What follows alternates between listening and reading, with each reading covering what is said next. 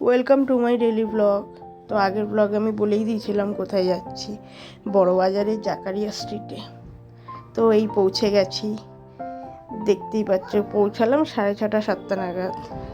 দেখতেই পাচ্ছ চারিদিকে খালি সিমইয়ের দোকান।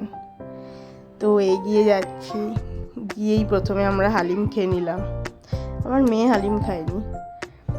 আর এই যে দেখো কীরকম সাজিয়েছি, ভালোই লাগছিল। তবে সন্ধ্যের টাইমে তো একটু ফাঁকা ফাঁকা ছিল আর কি, যত রাত হবে তত দোকানগুলো বসবে। আমার মেয়েও জেদ করছিল যে আইসক্রিম খাবে, তাই আইসক্রিম কিনে দিলাম একটা।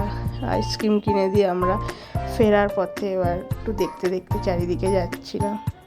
তো এই যে বড়বাজারে বড় মসজিদ, নাকোরা মসজিদ। তোর 8টা নাগাদ বেশ ভালোই ভিড় হয়ে গেছিল ওখানে। তো এই দেখো এবার আমরা ফিরতে এই যে টিপু সুলতান মসজিদ। তো ফিরতে ভালোই লাগে রাত্রিবেলা কলকাতা ঘুরতে। চারিদিকে আলো, ফাঁকা রাস্তা। তো আমার হাজব্যান্ডের কিছু প্যান্ট শার্টও কেনার ছিল। তো এই যাচ্ছি বেহালা এম বাজারের দিকে। তো এই চলে এসেছি। সেরকম কালেকশন ছিল, তবে অতিরিক্ত ভিড় ছিল, কোনো অফারও ছিল না। ভিড়টা কেন ছিল কি জানি।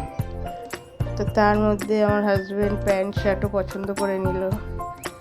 এই আমার মেয়ে আবার সেকেন্ড ফ্লোরের দিকে, গেলেই সেকেন্ড ফ্লোরে যাওয়া চাই, কিছু না কিছু কিনতে হবে, খেলনা হোক জামা কাপড় হোক। তো এই যে ওরও একটা জামা নিয়ে নিলাম, নিয়ে এবার বাড়ির দিকে ও ফুচকা খাবে বলছিল, ফুচকা খাইয়ে বাড়ি চলে এলাম। তো লাইক শেয়ার সাবস্ক্রাইব করে